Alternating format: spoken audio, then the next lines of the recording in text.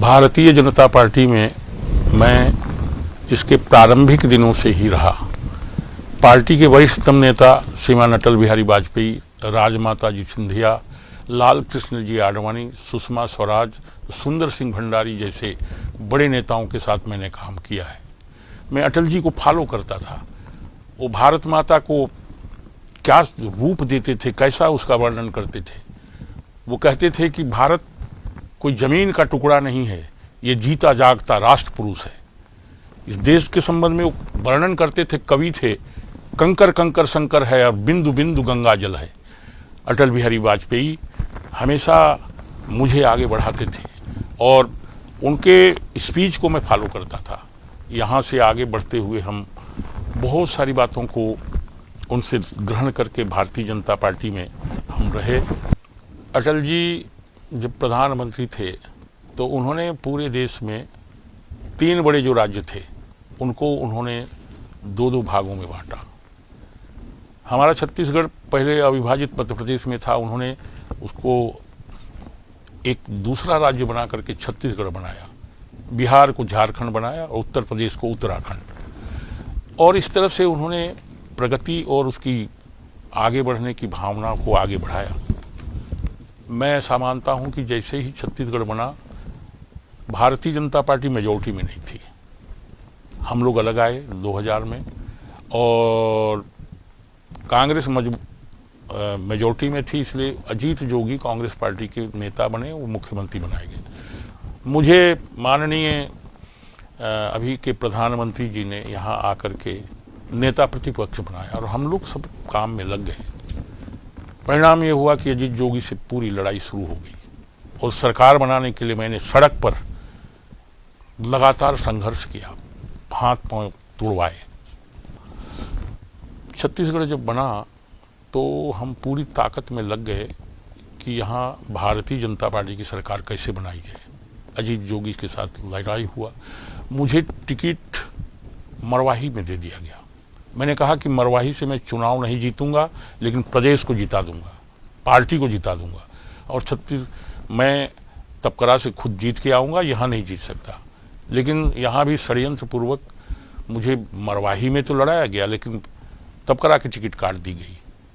अजीत जोगी के साथ जब मेरा संघर्ष शुरू हुआ, मैं उसके विरुद्ध आंदोलन नगर घड़ी चौक में प्रारंभ किया था। बहुत सारे लोग थे और वहाँ पर बेरहमी से लाठीचार्ज हुआ, मेरे पर भी और सब पर। दाहिने पैर का घुटना टूट गया और 166 लोग घायल हो गए। उसके बाद में मैं प्लास्टर बांध करके पूरे प्रदेश का दौरा किया और इस दौरे के कारण अजीत जोगी हिल गए और परिणाम ये हुआ कि जैसे चुनाव का समय आते गया, हम बहुत तेजी से पार्टी को ऊपर ले आए। जब सरकार बड़े चुनाव हुआ तो भारतीय जनता पार्टी विजयी हो गई, लेकिन वहाँ मुझे आकर के बताया गया पार्टी के नेताओं के द्वारा, क्योंकि मुझे एक टिकट काट दी गई थी कि बोले मुख्यमंत्री आपको ही बनाना था, लेकिन आप चुनाव नहीं जीत पाए। और परिणाम ये हुआ कि किसी अन्य को बना दिया गया और लाठी डंडा, मेहनत, परिश्रम हमने किया और हमको किसी भी प्रकार के किसी दायित्व से वंचित कर दिया गया। सबसे एक महत्वपूर्ण बात है, उस समय जब भारतीय जनता पार्टी की सरकार थी, उसके निर्माण में सबसे बड़े एक हमारे योजनाकार, लड़ाकू और तेजस्वी नेता थे दिलीप सिंह जूदेव। बंधुवर दिलीप सिंह जी अपने मूंछ को दांव पर लगा करके कहा कि अगर सरकार नहीं बनेगी तो हम मूंछ एक तरफ काट देंगे, और उन्होंने बहुत परिश्रम किया। लेकिन सबसे दुर्भाग्यपूर्ण बात ये थी कि दिलीप सिंह जी को नीचा दिखाने के लिए अपने ही गवर्नमेंट में तरह तरह के षड्यंत्र हुए। जसपुर में 5, 7, 10 लाल बत्ती मार दिया गया। जब वो एक कार्यक्रम में थे और खुड़िया दीवान उनके साथ में बैठे हुए थे, उनको पुलिस ने जबरदस्ती घसीट करके ला करके वो अपने गाड़ी में डाल दिया। कोई कार्रवाई नहीं हुई उस समय, और केवल ये काम दिलीप सिंह जी को नीचा दिखाने की दृष्टि से किया गया। दिलीप सिंह जी चाहते थे कि वहाँ प्रगति भी हो, विकास भी हो, लेकिन वहाँ पर उनको कैसे किनारे किया जाए, केवल ये कार्यक्रम हुए, प्रगति बिल्कुल रोक दिया गया। बाद में उनकी जब प्रतिमा वहाँ लगाने का बात आया, उसके लिए भी कितना संघर्ष करना पड़ा ये सभी लोग जानते हैं। वो सरकार ऐसा चल रही थी कि भाई कोई कार्यकर्ता की जरूरत नहीं है, ब्यूरोक्रेट सब काम कर लेंगे। ये उस समय का बात था। दिलीप सिंह जी हमारे प्रिय भाई इस बात का विरोध करते थे कि ठीक है, कार्यकर्ता भी काम करेंगे, ब्यूरोक्रेट्स तो करेगा ही, लेकिन उनकी इस बातों को सुना नहीं जाता था और हमेशा किसी न किसी रूप में उनको कैसे नीचा दिखाया जाए ये कोशिश होती रही। दिलीप सिंह जी ने कहा कि ये तो प्रशासनिक आतंकवाद जसपुर में फैला हुआ है, इससे कैसे कार्यकर्ताओं को बचाया जाएगा, यहाँ काम कैसे होगा। लेकिन इस विषय पर कोई चर्चा नहीं, कोई बातचीत नहीं हुई, किसी प्रकार का इस पर संज्ञान नहीं लिया गया। आज जब एक घटना हुई थी गेंद सिंह के ऊपर, कम से कम उसमें 2 पुलिस वाले सस्पेंड हुए, एक एसडीओपी निलंबित हो गया और वहाँ पर कुछ हालांकि धरने वरने कुछ कर रहे हैं उसके विरुद्ध में, वो विफल हो गया है, लेकिन कुछ तो हुआ।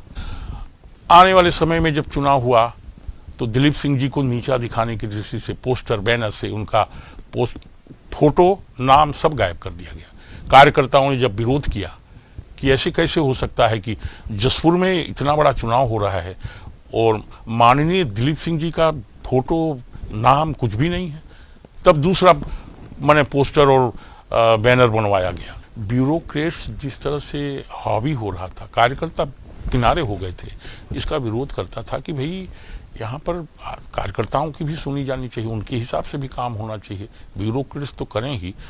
तो इस बात को मैं कहूँ नहीं, ऐसा करके हमेशा छत्तीसगढ़ से मुझे बाहर रखा जाता था ताकि हम इन सारी बातों को कह न पाएँ, देख न पाएँ और वो मनमानी करते रहें। मैं जनजाति आदिवासी समाज के होने के कारण बहुत सारी समस्याओं को लेकर के उस समय भी हमारे समाज के लोग आते थे, आज भी आते हैं। तो मैं उनकी समस्याओं के समाधान की दृष्टि से हमेशा कहता था कि भैया ये जो जनजाति वर्ग है इसका समाधान भी होना चाहिए। जो मंत्री हैं और बड़े मंत्री लोग हैं उनको बोलता था, लेकिन उस समय मेरे विरुद्ध में एक बात कही जाती थी कि आदिवासियों की मीटिंग करके ये तो हमेशा आदिवासी मुख्यमंत्री की बात करते हैं और लोगों को भड़काते रहते हैं। मैंने कहा कि ठीक है, मुझे कभी पत्रकार पूछते थे तो बोलता था कि ये आदिवासी स्टेट है, आदिवासी मुख्यमंत्री हो तो बहुत अच्छी बात है, लेकिन ये निर्णय करने का काम केंद्रीय नेतृत्व का है, केंद्रीय संगठन का है, ये भी बात करता था। अभी ये स्थिति हो गई है, भारतीय जनता पार्टी के जो कार्यकर्ता हैं, मैं बहुत पुराने समय से पार्टी में काम कर रहा हूँ, इसको आगे बढ़ाने के लिए, खड़ा करने के लिए बहुत सारे लोग जुड़े हुए हैं। उनके बहुत सारे फोटो भी मेरे साथ में शायद हों। मुझे जानकारी मिली है कि वो लोग अब उनको ऐसा भयाक्रांत कर दिया गया है, वो भयभीत हो गए हैं कि कोई फोटो वोटो है तो उसको भाई कोई मैंने किसी ऑनलाइन या किसी उसमें डालना नहीं है जिससे कोई देख सके। भयभीत हो गए हैं और उनको ऐसा भयभीत कर दिया गया है कि अगर डॉक्टर नंद कुमार साय के साथ जिसका फोटो होगा वो पार्टी से शायद बाहर भी हो सकता है। इस तरह से करके जिस पार्टी को मैंने बहुत लंबे समय तक अटल बिहारी वाजपेयी से लेकर अब तक निरंतर उसको मजबूत करने में लगा रहा, लेकिन अब ऐसा हो गया है कि मेरे साथ कोई दिख जाए, मेरा फोटो किसी के प्रति लगा हुआ हो, मैं बताना नहीं चाहता। एक व्यक्ति ने कहा कि भैया वो जो फोटो तुम डालने वाले थे उसको डालना मत, उसमें साई जी का साथ है। ऐसे हमारे कार्यकर्ता भयभीत हो गए हैं। ये अत्यंत दुर्भाग्यपूर्ण बात है। इसीलिए मुझे लगता है कि ऐसी स्थिति अगर बनी हुई है तो इस पार्टी से अब हट जाना ही सबसे बेहतर होगा और मैंने सोचा है कि इस पार्टी से अब मैं इस्तीफा देता हूँ। मैं बहुत भयभीत, भयाक्रांत और एक तरह से व्यथित हूँ। जिस पार्टी को मैंने अटल जी से लेकर के अभी तक लगातार मजबूत करने की कोशिश की, वो उनके कार्यकर्ता भी दुखी कर दिए गए हैं कि मेरे फोटो के साथ वो कहीं दिख न जाए, मेरे साथ नहीं दिख जाए। इसीलिए मैंने निर्णय किया है कि अब भारतीय जनता पार्टी के प्राथमिक सदस्यता और सारे पदों से जिसमें भी मुझे रखा गया है उससे मैं इस्तीफा देता हूं। और इतने दिनों तक मैं रहा, जो संगठन में लोग हैं उनको कहता हूं कि आप पार्टी को ठीक से चलाइए। मैं इसकी प्राथमिक और सभी पदों से आज इस्तीफा दे रहा हूं।